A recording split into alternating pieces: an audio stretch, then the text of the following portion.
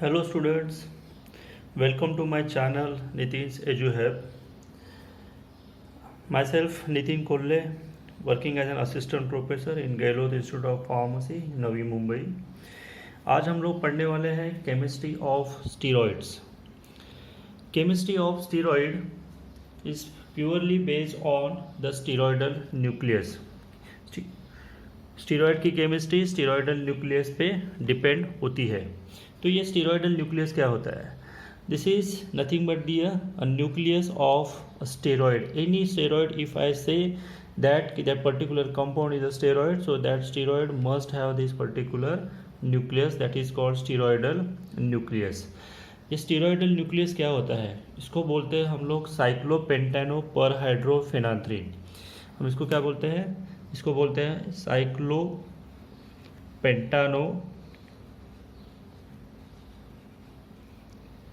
पर हाइड्रोफेनाथ्रीन।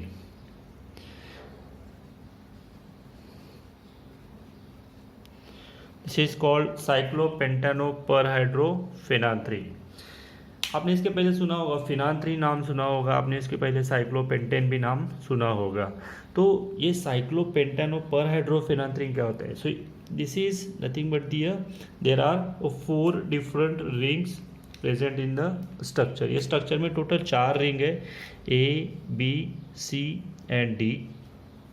अगर आप देखोगे ध्यान से इस स्ट्रक्चर्स को, तो जो ए बी और सी रिंग है, ये together this particular complete structure can be a similar to that of the phenanthrene, और it somewhere resembles the structure of phenanthrene. Phenanthrene के जैसा है।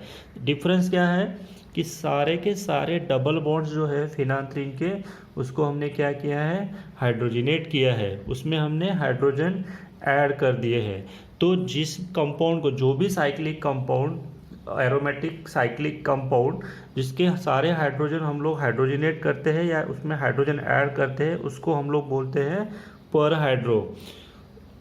Any cyclic aromatic compound whose all the double bond have been hydrogenated can be called as perhydro.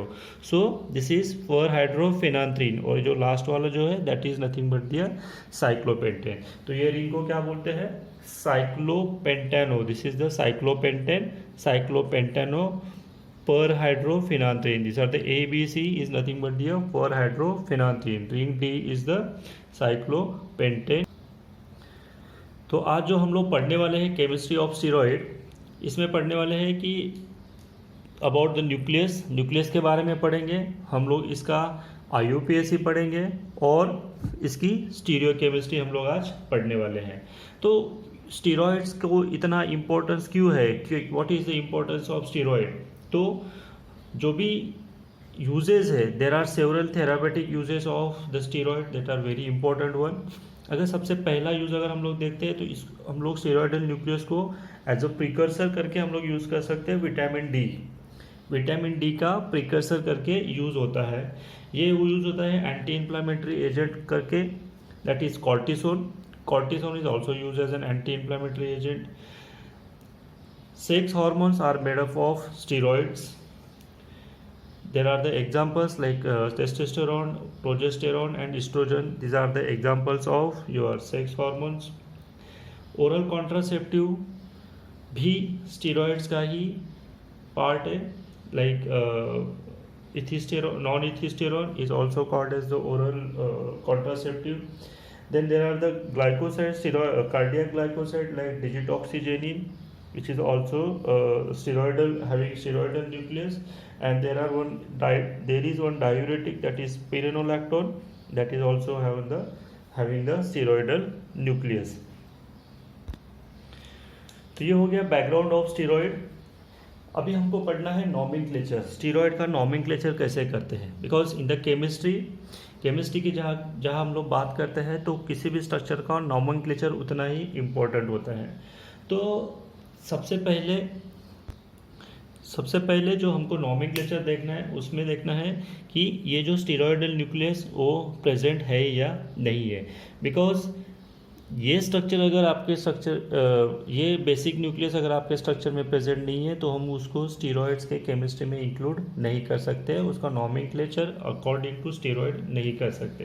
तो ये जो basic ring है वो आपके स्ट्रक्चर में प्रेजेंट होना बहुत ज़रूरी है। तो सबसे पहला रूल आपके नॉमेनक्लेचर का ये है कि ये बेसिक रिंग जो है वो प्रेजेंट होना बहुत ज़रूरी है। फिर the second rule is that numbering. तो हम लोग नंबरिंग हमेशा यहाँ से स्टार्ट करते हैं, 1 2 3 4 5 6 7 8 9 10 11 12 13 14 15 16 एंड 17। ये हो गया हमारा नंबरिंग। अकॉर्डिंग टू नंबरिंग के हिसाब से हमने इसको डिवाइड कर लिया है 5 डिफरेंट बेसिक स्टीरॉयडल न्यूक्लियस में। उसको हम लोग इन शॉर्ट बोलते हैं gypsy, GEAPC। Gypsy is to remember the structures of other steroidal nucleus too. मतलब ये स्टीरॉयडल न्यूक्लियस कॉमन होगा, इसमें कुछ एडिशंस होंगे, कुछ कार्बन ऐड हो गए। On the basis of that, उसके बेसिस पे हम लोग इसको क्या नंबर देंगे कि ये बेसिक रिंग जो है ये गोनेन है, ईस्ट्रेन है, एंड्रोस्टेन है, प्रेग्नेन है या फिर कोलेस्टेन है। अभी ये क्या है, gonane, estrane, androstane. So let's see the first rule हमने पहले बताया। सबसे पहला रूल है कि ये बेसिक स्टेरॉयड न्यूक्लियस होना चाहिए। फिर इसको हमको नंबरिंग कैसे करना है, फिर ये देखना है कि इसमें बेसिक स्टेरॉयडल न्यूक्लियस कौन सा है। तो हमारे पास स्टेरॉयड्स के नॉमेनक्लेचर के लिए 5 बेसिक स्टेरॉयडल न्यूक्लियस है, हम इसको 1 बाय 1 देखेंगे। तो उसके पहले आपको एक चीज़ हमेशा ध्यान में रखना है, अगर ये आपको जिप्सी अगर आप ध्यान में रखते हो तो आप किसी भी स्टीरॉयडल न्यूक्लियस का नॉमेनक्लेचर अच्छे से कर सकते हो। तो ये जिप्सी क्या होता है, तो G stands for gonane which will have the 17 carbon. Then E stands for estrane that will have the 18 carbon. Estrane होता है। एंड्रोस्टेन के लिए 19 कार्बन होते हैं। प्रेग्नेन के लिए 21 कार्बन होते हैं और कोलेस्टेन के लिए 27 कार्बन होते हैं। अगर आपको ये जिप्सी पता है तो आप किसी भी स्टेरॉयड्स का नॉमेनक्लेचर या फिर उसका बेसिक स्टीरॉयडल न्यूक्लियस उसमें क्या प्रेजेंट है इसको अच्छे से आप रिमेंबर कर सकते हो। Let's take an example. तो अगर आपके बेसिक स्ट्रक्चर में टोटल 17 कार्बन है, बेसिक स्टीरॉयडल न्यूक्लियस में अगर 17 कार्बन है, जैसे मैंने ये ऊपर वाला स्ट्रक्चर यहाँ पे ड्रॉ किया है, फर्स्ट वाला बेसिक रिंग, जहाँ पे 18 और 19 पोजीशन पे सिर्फ हाइड्रोजन है, तो इसको हम लोग बोलेंगे गोनेन, क्योंकि टोटल नंबर ऑफ कार्बन यहाँ पे प्रेजेंट है 17, दैट इज 17। फिर देखते हैं कि अगर ये जो 18 वाला जो हाइड्रोजन है अगर उसको हम लोग रिप्लेस करते हैं मिथाइल से, तो एक कार्बन एक और ऐड हो जाएगा, तो 17 से हो जाएंगे 18। ठीक है, तो इसको बोलेंगे हम लोग स्ट्रेन। तो ये वाला ऊपर वाला जो हो गया वो हो गया आपका gonane. So basic nucleus will be a gonane. Then अगर एक कार्बन अब अगर आप इसको 18 पोजीशन पे ऐड करते हो in the form of methyl, तो ये हो गया आपका स्ट्रेन। ओके, फिर आप एक और ऐड करते हो carbon, that is at the 19, तो स्ट्रेन हो गया आपका 18 कार्बन, ये गोनेन हो गया आपका 17 कार्बन। देन फिर हो गया अपने यहाँ पे कितने कार्बन है 19, तो ये हो गया आपका एंड्रोस्टेन। एंड्रोस्टेन 19 कार्बन के साथ, फिर आपने और 2 कार्बन बढ़ा दिए हैं। Okay, so that is nothing but the pregnane. ये हो गया आपका प्रेग्नेन न्यूक्लियस, जिसको इसके लिए आपके पास है total 21 carbon, 17 carbon, 18, 19, 20 and 21 carbon. अब लास्ट वाला बचता है आपके पास कोलेस्टेन। तो ये हो गया आपका कोलेस्टेन रिंग। कोलेस्टेन रिंग में टोटल कितने कार्बन है 27। तो ये जो साइड चेन है अल्काइल साइड चेन, यहाँ पे आपके पास 18, 19, 20, आप यहाँ से नंबरिंग कर सकते हो 18, 19, ये वाला जो कार्बन रहेगा दैट इज़ योर 20, 21, 22, 23, 24, 25, 26 एंड 27। ये हो गया आपका कोलेस्टेन न्यूक्लियस। तो ये हो गया आपका कोलेस्टेन न्यूक्लियस जिसके पास है total 21 carbons. Sorry 27 carbon that is of cholestane nucleus. चलो अब एक हम लोग सॉल्व करते हैं एग्जांपल्स कि इंडिविजुअल स्टेरॉयडल न्यूक्लियस को कैसे आइडेंटिफाई करने का है और उसको नॉमेनक्लेट कैसा करने का है। ओके, तो अभी तक हमने पढ़ा है कि basic steroid nucleus rule of in the nomenclature of IUPAC हमने पढ़ा है कि पहले स्टेरॉयड न्यूक्लियस होना चाहिए, फिर हमने पढ़ा है कि उसको नंबरिंग कैसे करने का है, फिर देखा है हमने कि अगर हमारे पास 17, 18, 19, 21, 27 कार्बन अगर स्टेरॉयडल न्यूक्लियस है तो उसको हम लोग कैसे बेसिक रिंग कंसिडर करेंगे। उसके बाद है कुछ और रूल्स है जो हम लोग एक बार देख लेते हैं, then we will actually move on to the sums. तो जो नेक्स्ट रूल है उसमें यह है कि अगर आपके स्ट्रक्चर में सब्स्टिट्यूशन जो है वो सॉलिड लाइन से है, so then it will be a beta. अगर आपके सब्स्टिट्यूशन अगर डॉटेड लाइन से तो उसको हम लोग बोलेंगे alpha. Then the next is that कि how to represent the presence of double bond. अगर डबल बॉन्ड आपके स्ट्रक्चर में प्रेजेंट है तो उसको कैसे रिप्रेजेंट करेंगे डेल्टा। मान लो कि अगर आपका डबल बॉन्ड 5th पोजीशन पे है तो उसको हम लोग लिखेंगे डेल्टा 5। मान लो कि अगर आपका डबल बॉन्ड प्रेजेंट है 5 and 4 पोजीशन पे, okay, if the double bond is between the 4 and 5 position, तो in that case we will write delta 4 not a delta 5। फिर एक और पोजीशन है हमारे रिंग में कि लाइक मान लो कि अगर ये हमारा ए रिंग है और ये बी रिंग है और हम लोग हमेशा नंबरिंग करते 1 2 3 4 5 6 7 8 9 and 10। अभी मान लो कि आपका डबल बॉन्ड 5 and 10 के बीच में है, ठीक है, 5 और 10 के बीच में है, तो how to write that.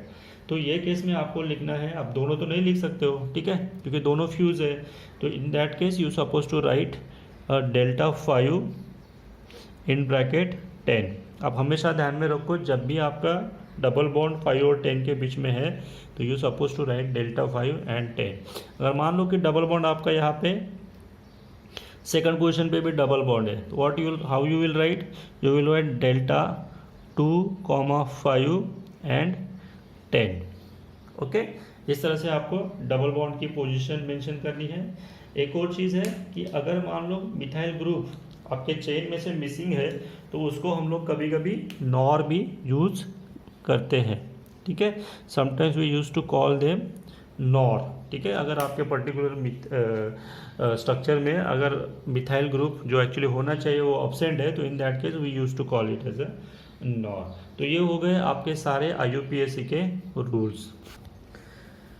Okay, तो ये रहा हमारा फर्स्ट स्ट्रक्चर जिसको हमको सॉल्व करना है। सबसे पहले हम लोग सॉल्व करेंगे कि total number of carbon atom कितने हैं, तो हम लोग बेसिक स्टेरॉयडल न्यूक्लियस को कंफर्म कर सकते हैं। तो total number of carbon atom कितने हैं, तो ये टोटल रिंग जो रहेगा साइक्लोपेंटानोफेराइडोफेनाथ्रीन वो तो 17 कार्बन का रहेगा, ठीक है। फिर हम लोग काउंट करेंगे 18, 19, ओके ये 19 कार्बन है। तो 19 कार्बन के लिए हम लोग क्या बोलते हैं, इट इज़, क्योंकि हमने देखा है जिप्सी, गोनेन, स्ट्रेन एंड एंड्रोस्टेन 17, 18, 19, तो इसको क्या बोलेंगे एंड्रोस्टेन। तो ये बेसिक रिंग क्या रहेगा इसका एंड्रोस्टेन। फिर हम लोग देखते हैं कि सब्स्टिट्यूशन क्या क्या है यहाँ पे। इस स्ट्रक्चर में एक तो डबल बॉन्ड O है 3rd पोजीशन पे, इसको अगर हम लोग नंबरिंग करेंगे तो 1 2 3 4 5, तो 3rd पोजीशन पे डबल बॉन्ड O है that is ketone ONE। 4th position पे है सॉरी ये कीटोन डबल बॉन्ड O, यहाँ पे हो गया डबल बॉन्ड तो इसको लिखेंगे ENE। और 17 पोजीशन पे आप देख सकते हो हाइड्रोक्सी सब्स्टिट्यूशन है। एक और चीज़ है कि हमको हमेशा चेक करना है कि ये जो OH या सब्स्टिट्यूशन है ये क्या है, बीटा है या अल्फ़ा है। हमने देखा है कि अगर डॉटेड लाइन्स है तो अल्फ़ा है और सॉलिड रिजिड लाइन्स है तो बीटा है। तो ये हो गया 17 पोजीशन पे बीटा हाइड्रोक्सी, ठीक है। तो हमारा रूल क्या बोलता है IUPAC के, तो एज पर जो भी अल्फ़ाबेटिकल जो भी पहले आएगा we will use to write that. तो इसका नाम क्या होगा इस स्ट्रक्चर का, it will be 17 beta hydroxy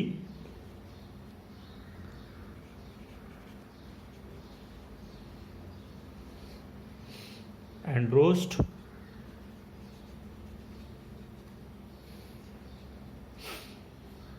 4E3ONE. Okay, this is 17 beta hydroxy andros 4E3O. So this way you have to write the nomenclature of individual structure. इस तरह से आपको स्ट्रक्चर का नोमेनक्लेचर करना है. देखते हैं दूसरा स्ट्रक्चर. ओके, ये हो गया आपका दूसरा स्ट्रक्चर. ये स्ट्रक्चर में देखो आप total number of carbon atoms कितने हैं. The same one, that is the 19. इसमें भी 19 कार्बन एटम है. इसमें चेंजेस क्या है, थर्ड पोजीशन पे हाइड्रोक्सी है OH. ओके, वो हाइड्रोक्सी कैसा है, अल्फा या बीटा है, it is a beta, correct. Then आप देख सकते हो कि जो 17 पोजीशन पे मिथाइल है, that is the alpha methyl and the hydroxy which is again a beta hydroxy. तो यहाँ पे बीटा हाइड्रोक्सी 2 है, एक थर्ड पोजीशन पे है और एक द 17th पोजीशन पे है. तो इसको कैसे हम लोग नोमेनक्लेट करेंगे, we will write 17 alpha methyl, then we have double bond at 5th position, so इसको हम लोग लिखेंगे डेल्टा 5. ये टोटल 19 कार्बन है, तो 19 कार्बन के लिए हम लोग क्या यूज़ करते हैं, एंड्रोस्टेन.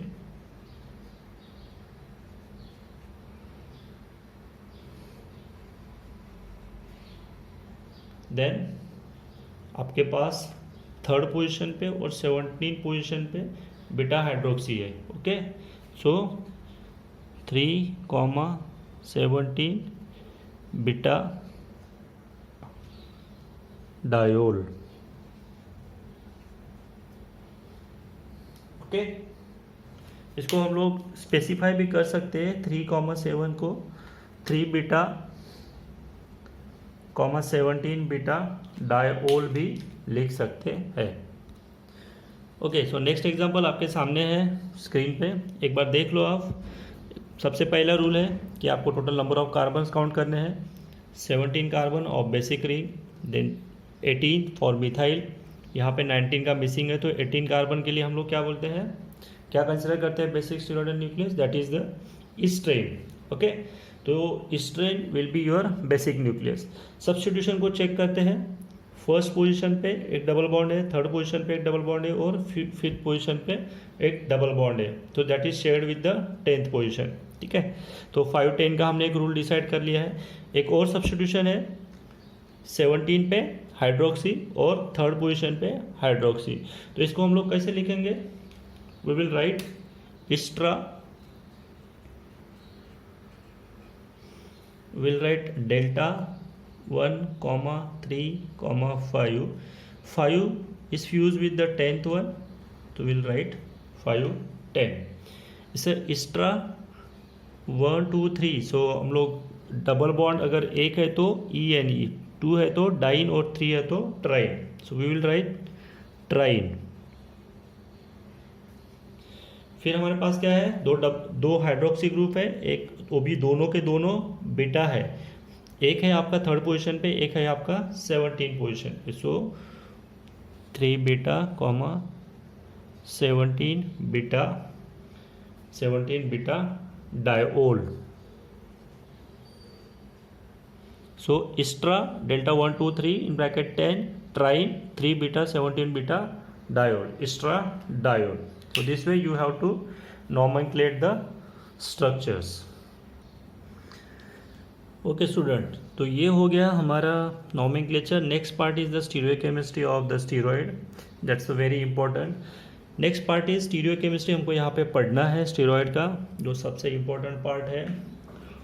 हम लोग हमेशा जब stereochemistry की बात करते हैं तो हमारे पास structure होता है एक तो चेयर फॉर्म में या फिर बोर्ड फॉर्म में.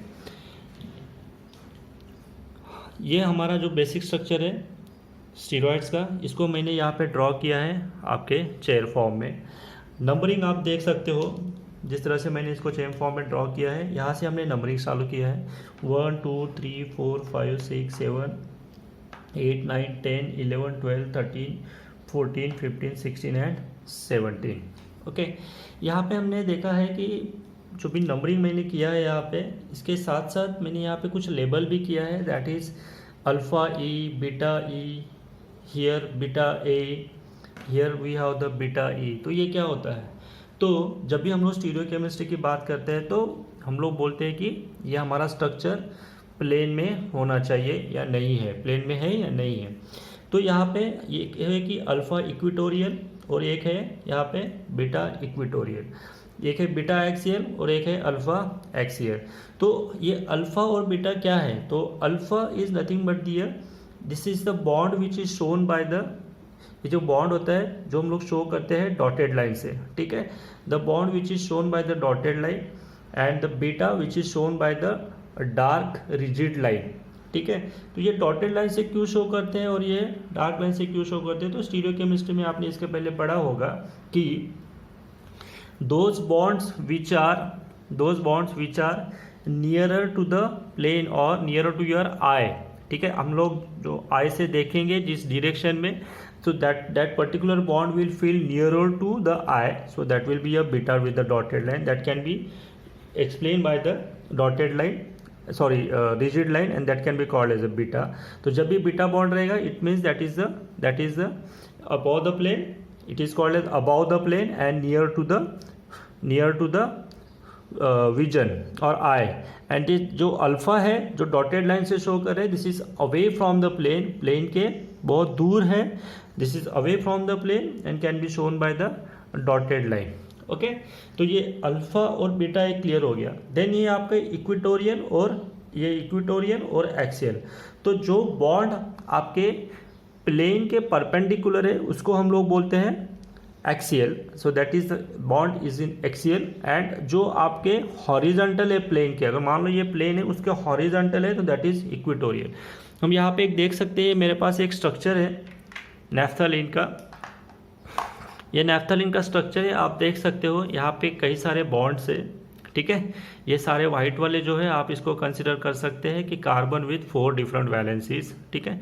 ये मैंने अगर ये स्ट्रक्चर ऐसे रख दिया है यहाँ पे, this is in a plane, इसे 2 डायमेंशन के प्लेन में है, तो आप इसको देख सकते हैं कि there are some hydrogens which are above the plane, या फिर ये जो अगर मैं यहाँ से देख रहा हूँ ये आंखों से, तो this bond is nearer to my eye which is on the above one, और ये जो नीचे वाला है that is far away from my eye, ठीक है। So this bond is nothing but the beta one and can be shown by the beta, and this one can be shown by the alpha which is far away from me. तो इसके साथ साथ हम लोग देखा है कि एक एक्सियल है और एक इक्वेटोरियल है, तो this is just a perpendicular, ये देख सकते हैं आप इसको, ये परपेंडिकुलर टू द प्लेन है, ठीक है, ये प्लेन है इसके परपेंडिकुलर है। ये बॉन्ड देख सकते हैं आप, ये परपेंडिकुलर है नहीं है, this is horizontal to the plane, that's why it is equatorial and this one will be the axial one. Then सबसे important in the stereochemistry of steroid, you can see that कि अगर steroid का stereochemistry हमको एक word में define करना है तो we use to define by the configuration at the 5 position, और the chemistry stereochemistry at the 5th position हम लोग इसको डिफाइन करते हैं। जो 5th पोजिशन है आपके स्ट्रक्चर का, ठीक है, उससे हम लोग डिफाइन करते हैं कि वहाँ पे अगर आपका अल्फ़ा है या बीटा है। On the basis of that we come to clarify और we come to conclude the stereochemistry of the steroid. जो स्टीरॉयड का स्टीरियोकेमिस्ट्री है वो 5th पोजीशन पे डिपेंड करता है, वहाँ पे आपका अल्फ़ा है या फिर बॉन्ड जो है आपका अल्फ़ा है या फिर बीटा है। क्योंकि नॉमेनक्लेचर में भी हमने देखा था कि when we go for the nomenclature in that case we supposed to mention the 5th position। तो कोई भी स्टीरॉयडल न्यूक्लियस हो आपका, अगर उसका आप नॉमेनक्लेट करते हो या उसका नाम लिखते हो तो आपको 5th पोजीशन को इंडिकेट करना बहुत ज़रूरी है कि वो अल्फ़ा है या फिर बीटा है। तो इससे क्या फ़र्क पड़ता है, आपकी कंप्लीट स्टीरियोकेमिस्ट्री जो है स्टीरॉयड की वो 5th पोजीशन पे डिपेंड करता है। ये मेरे पास एक स्ट्रक्चर है, मैंने यहाँ पे टोटल 4 रिंग होते हैं ABCD, मैंने यहाँ पे 2 रिंग लिए है A एंड B, क्योंकि उससे ही मोस्टली आपका स्टीरॉयडल का स्टीरियोकेमिस्ट्री डिफाइन होता है। तो मेरे पास यहाँ पे 2 रिंग है, ring A and ring B। you can see that this is the first position, this is the second, third, fourth and fifth position. ठीक है, first, second, third, fourth and fifth. तो हमको ये फिफ्थ पोजीशन देखना है. ठीक है, तो हमने थोड़ी देर पहले डिस्कस करते हुए कहा है कि ये जो बॉन्ड है ये क्या होना चाहिए, ये अल्फा या बीटा होगा. तो ये जो है एक तो ये अवे फ्रॉम द प्लेन है. ठीक है, और ये जो ऊपर वाला दिख रहा है this is the near to plane. तो ये अवे फ्रॉम द प्लेन है, तो it means it is alpha and should be shown by the dotted lines. ठीक है, तो ये हो गया आपका 5 अल्फा. तो इसका स्टीरियो केमिस्ट्री क्या हो गया, 5 अल्फा. तो ये 5 अल्फा या 5 बीटा क्या डिफाइन करता है. जब भी हम लोग स्टीरियो केमिस्ट्री की बात करते हैं तो हमारे पास दो चीज़ें होती है, एक तो स्ट्रक्चर सीस है या स्ट्रक्चर ट्रांस है. That is the basic that defines the basic stereochemistry. So on the basis of 5 alpha and 5 beta, we came to know that whether the structure is cis or trans. अभी मान लो मेरे पास यहाँ पे 5 alpha है. ठीक है, अगर मैं इसको प्लेन में रखूँ तो here I have kept this particular structure in the plane. So here you can see that the structure is all are settled. The structure is completely settled and within the plane. So you can see this bond, this all bond, this 1 2 3 4 5 6, all these 6 bonds are in the plane. So the planar chemistry is remain the same. Okay, then next, if I want to change this position from this alpha to the beta, if I change this from alpha to the beta, you can see that the many of the bonds are not in a plane. Correct, ये plane में नहीं है. Complete stereo chemistry of the structure get disturb. You can see that here with the structure. ठीक है, so the structure will be like this. ठीक है, the structure will be appears like this. जो initially कैसा था that was with in अभी ये मैंने ऊपर कर दिया है इसको 5 अल्फा को. ठीक है, this is above the plane, sorry 5 beta हो गया ये, this is above the plane. And you can see that the complete disturbance of the structure and the stereo chemistry is takes place. ये completely structure जो है वो twist हो गया है. ठीक है, so twisting of the structure leads to the cis and initially it was a trans. तो अगर 5 अल्फा है तो उसका क्या होगा stereo chemistry, it will B ये हो गया आपका ट्रांस स्ट्रक्चर. और अगर ये 5 बीटा हो जाता है तो ये स्ट्रक्चर ट्विस्ट हो जाता है. So the twisting of the structure leads to the cis conformation. तो कन्फर्मेशन हमारी स्टीरियो केमिस्ट्री में बहुत इंपॉर्टेंट है. तो on the basis of this fifth position, whether it is the alpha or beta, the stereochemistry of your complete spheroidal nucleus get defined. Okay, तो एक चीज़ यहाँ पे बहुत क्लियर है कि अगर आपका स्ट्रक्चर में 5 अल्फा है तो आपकी स्टीरियो केमिस्ट्री सस्टेन होती है. आपका जो स्टीरियो केमिस्ट्री होता है वो होता है trans and it is a planar one. आप देख सकते हो ये ट्रांस हो गया है 5 alpha trans and it is a planar one. अगर इसको मैं चेंज कर दूँ बीटा में तो ये क्या हो जाएगा आपका सीस हो जाएगा. स्टीरियो केमिस्ट्री डिफाइन करेगा कि ये आपका सीस है स्ट्रक्चर और ये ट्विस्ट हो जाएगा, बेंड हो जाएगा सॉरी. तो bending will leads to the cis position. Okay, तो जो कई सारे स्ट्रक्चर्स हैं आपके स्टीरॉइड्स में, जैसे लाइक कोलेस्टेन है, एंड्रोस्टेन है, प्रेग्नेन है, that exist in the 2 form, that is the chair form and board form. तो most of the structure appears in the chair form as well as the board form. Chair form is always stable one and most of the structure occurs in the chair form. इसमें एक और चीज़ stereo chemistry में हम लोग को add करना है, that is the number of isomers possible. ये पूरे स्ट्रक्चर में कितने आइसोमर्स पॉसिबल है. तो हमको चेक करना है कि यहाँ पे टोटल असिमेट्रिक कार्बन या स्टीरियो सेंटर कितने हैं पूरे स्ट्रक्चर में. तो हम यहाँ पे देख सकते हैं कि the one at the 5th position, then at the 10th, then we have 9 and 8.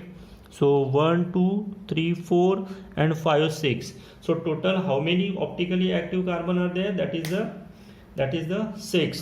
So अगर हमारे पास यहाँ पे 6 स्टीरियो सेंटर है तो फॉर्मूला ये है हमको टोटल आइसोमर्स कैलकुलेट करने के लिए.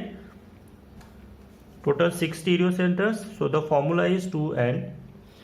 So 2 raised to the power 6 is equal to 64. So in a stereochemistry total, these 64 isomers are possible in a structure of any steroidal nucleus. Minimum 64. Okay. So this is about the stereochemistry of the steroid. Mostly the reactions of steroids, जो steroids की reaction होती है mostly depend करते हैं कि आपका जो उसमें फंक्शनल ग्रुप्स प्रेजेंट है वो एक्सियल है या इक्वेटोरियल है, 5 अल्फा है या 5 बीटा है। तो जो इक्वेटोरियल ग्रुप्स होते हैं they are more stable than the axial group. जब अगर अब इसका एक एग्जांपल अगर हम लोग लेना चाहें तो 5 अल्फा कोलेस्टेन 3 बीटा ओल ये स्ट्रक्चर है। अगर आपको इसको कन्वर्ट करना है, अगर ये इक्वेटोरियल स्ट्रक्चर है, इसको आपको कन्वर्ट करना है एक्सियल में, तो उसके चांसेस है 10% कन्वर्शन रेट इज देयर। और अगर आपको वही 5 अल्फा कोलेस्टेन 3 ओल एक्सियल को अगर कन्वर्ट करना है इक्वेटोरियल में, तो 90% आपके चांसेस है रिएक्शन के कंप्लीट होने के। ठीक है, तो it means that equatorial groups are more stable than the axial. एक और चीज़ है कि equatorial hydroxyl groups are esterified more rapidly than corresponding axial groups, and similarly the hydrolysis of equatorial esters and acyloxy groups are more rapid than the corresponding axial isomers. So my dear student, this is all about the introduction, then your nomenclature and the stereochemistry of the steroids. I hope you understand it very well. अगर आपको ये video पसंद आया है तो please मेरे channel को subscribe कीजिए, कमेंट कीजिए और शेयर कीजिए। Thank you very much.